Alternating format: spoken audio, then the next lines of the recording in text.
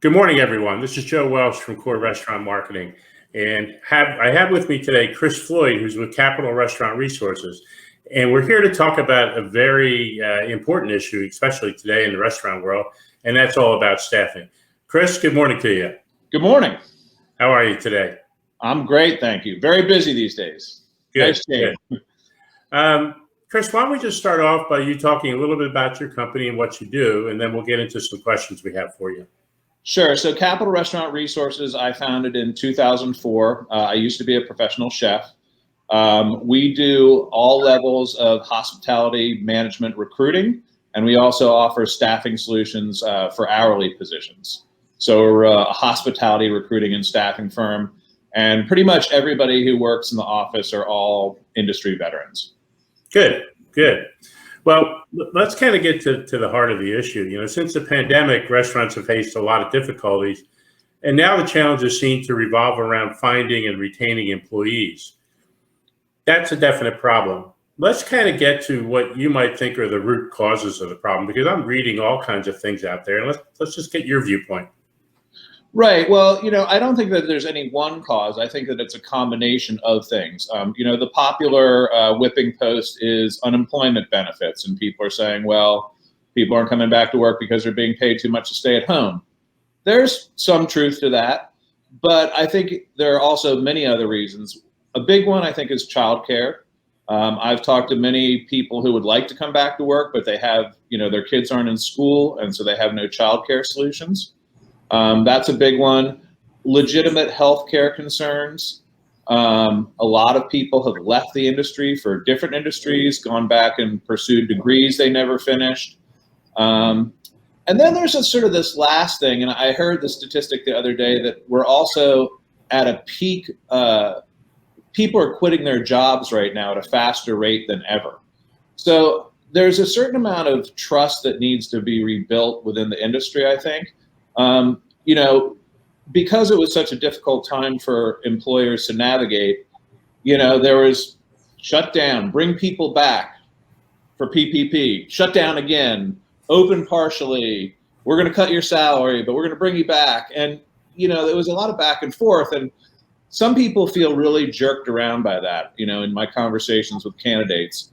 I've pointed out to them that it was a difficult time for all of us employers to know what was happening, because every month or week you didn't know what was going to happen, the next week. So it was very challenging for everybody. But, the people that did stay employed, a lot of them seem to be, well, not all of them, but some of them feel like maybe they were jerked around by their employer, or, they're working twice as hard for half the pay. And so I think there's a lot of trust that needs to be rebuilt. I know some chefs left because they had concerns about their staff or people getting COVID in their kitchens or their staff, while the employer said, no, you have to come back. And so there's some bridges to be mended there. Another kind of odd factor that people might think about is, especially for couples that had both people in the industry. I know at least, one anecdotal friend said, hey, listen, my wife and I have both been in this industry for a long time.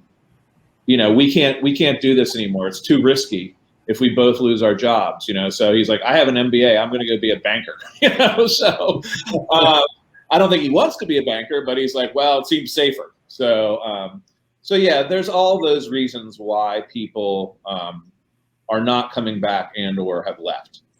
Yeah, I wanted to get that out on the table, because at first, many restaurants just all talked about the government money and all those kinds of things. Sure. But as the weeks evolved and you start learning and reading more and seeing more and talking more, you find out that it is a whole lot deeper than just what the government funding is.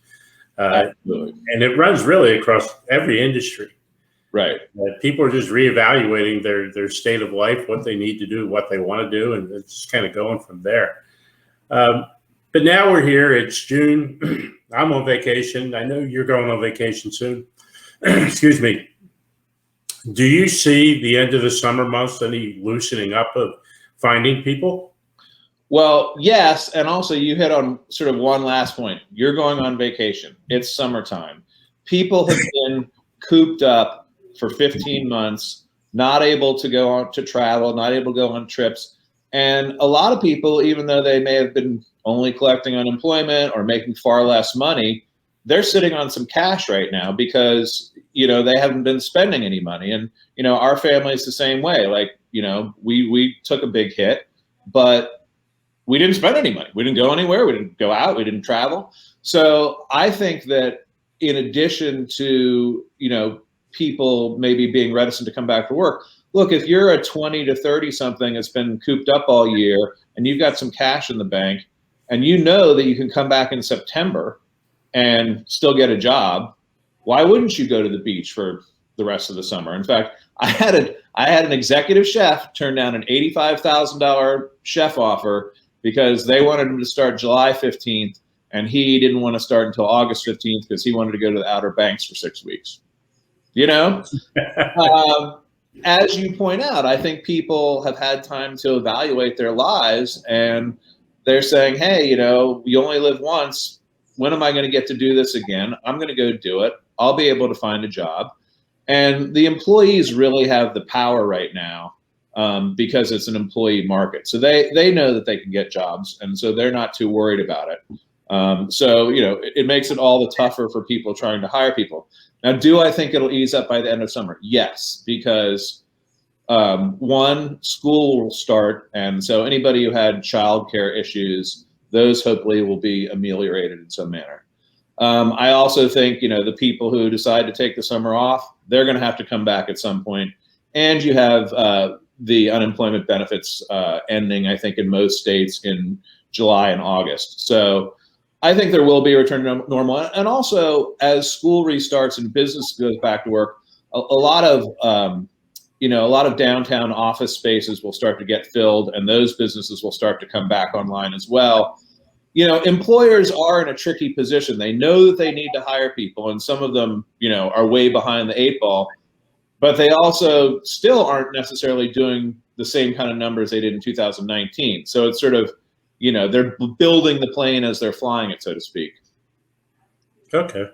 That's good information because it kind of points to there might be a light at the end of the tunnel, which is a good thing. I think so. Yeah. I'm also seeing a lot of creative steps to hire people. And, there's steps, there's different benefits that maybe weren't there before. Are you seeing a lot of that also? Oh, indeed. I mean, I haven't seen free beer or donuts yet, but I've seen, everything from signing bonuses. I know a lot of companies are offering internal,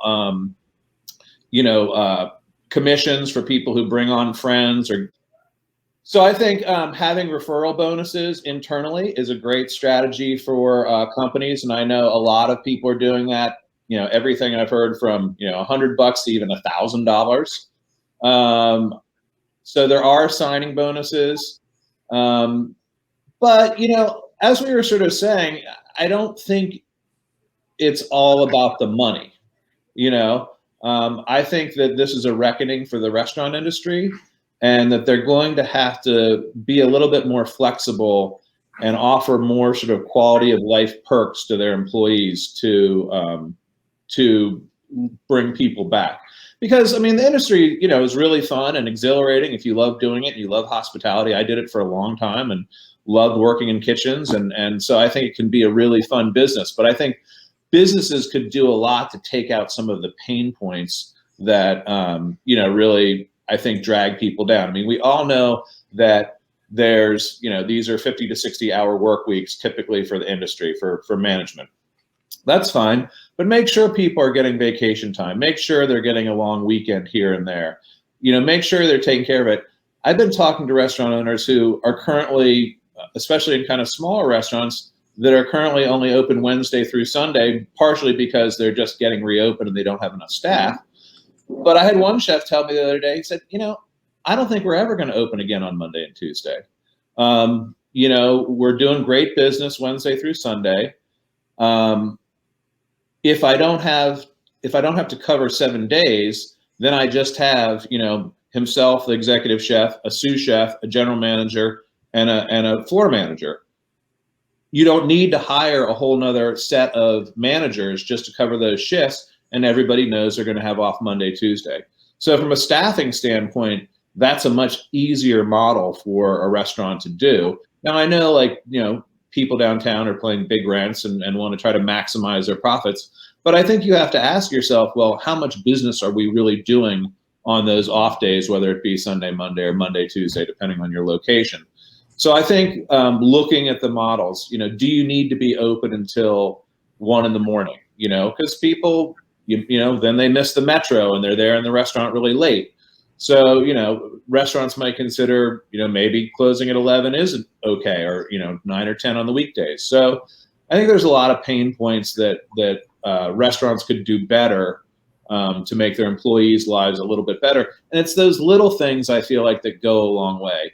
A lot of restaurants now offer dining allowances, gym memberships, sort of, parking, all these different sort of perks that are important and that we see when, people are getting job offers and negotiating. You mentioned two very good points. One of which is treating your employees like family, basically. Right. Really making them feel that they're part of something, that they're loved and you care, and all those kinds of things goes a long way. The other thing, as the pandemic first came in and many restaurants adjusted their hours, right, their profitability went up. Right. That's what I mean. So I think if you combine, okay, let's find the good in improving the profitability and then do the right things on the other side, you might have a better model.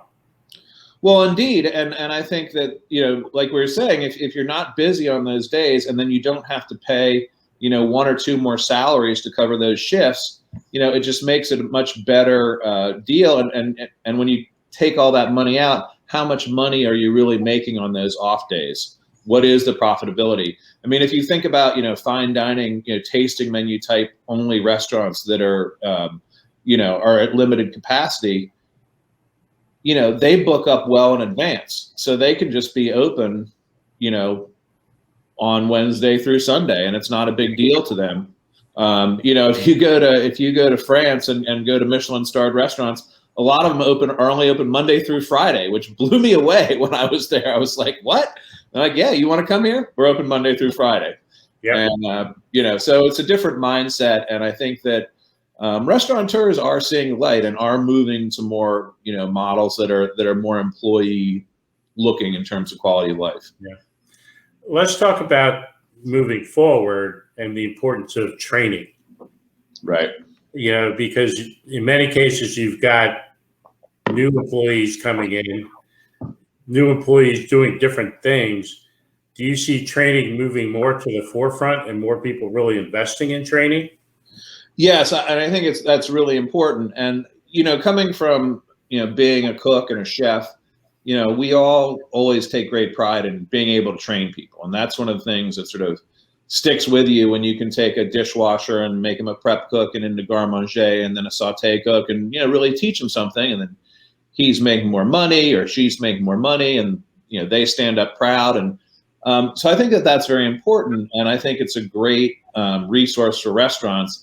And we're seeing that now in terms of staffing and people hiring people. A lot of restaurants, for front of their house, like just saying, hey, give me somebody with a kind personality and I can teach them the rest. And I think in the kitchen, it's, the sentiment is the same. I mean, no offense to anybody, but, kitchen work is not rocket science. It's a craft. It's a trade that you can teach people.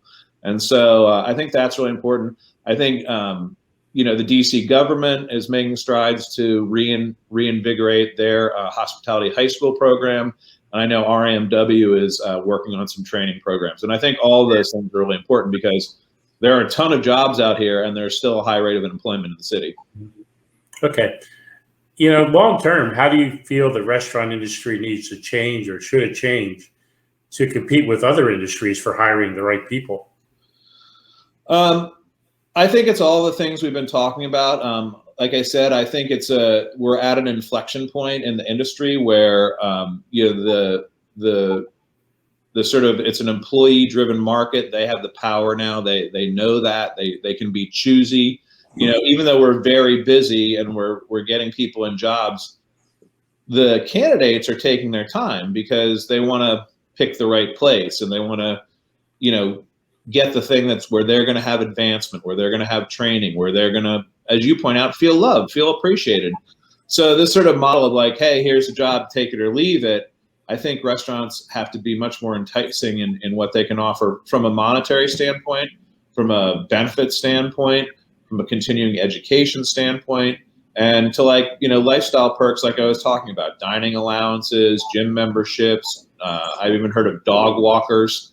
So all these things the restaurant industry could do better. I'm a proponent of single payer healthcare. I think if there were Medicare for all, it would be a big boon to small businesses and allow people to move around a bit more, because right now small restaurants and small businesses have a disadvantage against the larger companies because they don't necessarily provide healthcare benefits. And what that means is the playing field for competition for labor is not really even. So I think that would hopefully be something. I don't know if it'll ever happen in our lifetimes, but who knows? But yeah, I think certainly we're going to see salary and wage increases, inflation in the short term, which is going to lead to higher prices in restaurants. And I think in places where the labor market is expensive, we can all expect to pay a little bit more for our latte. That's interesting what you said there at the end, because I saw an article this morning, which frankly I never expected to see. And it talked about how small manufacturers are having difficulty finding people because they have to compete with fast food places for wages. Right. I mean, you usually never see it that way. Right, but like if the fast food company provides healthcare benefits and the small manufacturer is less than 50 people and doesn't, that's what I mean. So a lot of people weigh that into their equation, and although you can purchase healthcare on the open market, a lot of people still kind of count on their employers for that, and I don't understand that mindset exactly, but that it's still out there. Okay. 3 years out, what do you think the industry looks like with regard to staffing? Do you see any changes at all? Well, I mean, I think, the marketplace, we will reach equilibrium. I do expect to see, though, long-term higher salaries and wages. These aren't going to go backwards at any point. I think you're going to see a lot more automation, to be honest. One of the solutions that people have been coming up with for these staffing issues is getting these apps or, scan codes that they can, you go to a restaurant, you scan your app and then you put in your credit card and then you're just ordering, and they just have food runners and bussers. So you can run a whole floor with maybe 2 captains and 2 bussers and 2 food runners. You don't need dedicated servers for every table. I think that applies to, upscale casual, fast casual, and certainly casual restaurant groups. I mean, at a certain point, if you're paying a certain amount, you want a server. You want, if you're at a white tablecloth restaurant, you want a server. But, if I'm sitting on a dock drinking oysters or drinking beer and eating oysters, I do it very fast, so it's simultaneous. Who cares if you have a server? I don't care, so. And I've used these apps, and they're very, very efficient. I mean, you kind of think about a beer, and it appears on your table. So because, the order is going directly from your phone to the kitchen or to the bar, and then, it's up in minutes, and a runner takes it out. It's not like a server has to stop at 3 tables, take 3 orders, go to the POS system, put them in. So, for certain scenarios, I think that you're going to see that, and that, automation will continue to take over. I'm really interested to see. We had this boom in delivery services and food to go and all these things. I'm curious to see how they adjust to the market as people go back to eating in restaurants. I mean, those things obviously aren't going to go away, but I would imagine there would be fewer of them. But yeah, I don't think it looks all that different, except that people are going to have to get paid more. I mean, that's the bottom line. Yeah, I think, when you talk about the automations, it's kind of like going from the Wawa where you just order at the kiosk, right, to the restaurant. Exactly. And frankly, it is a very efficient process. It's very efficient, and I mean, you can still have, the human touch, the hospitality touch in that scenario. I mean, you can still, somebody, greeting you at the door and thanking you for coming and, checking on your table and making sure you're having a nice time. All those things are still hospitality, but, it just sort of, you can eliminate some of the steps, I think, in the service process. Good point. Good point. Well, Chris, I want to thank you for your time. This has been a really good interview from the standpoint of seeing what's going on and some of the reasons behind what's going on, but also looking at the future as well. So here again, I appreciate your time, and this interview will be viewed by many, I'm sure, because it is such a critical issue right now.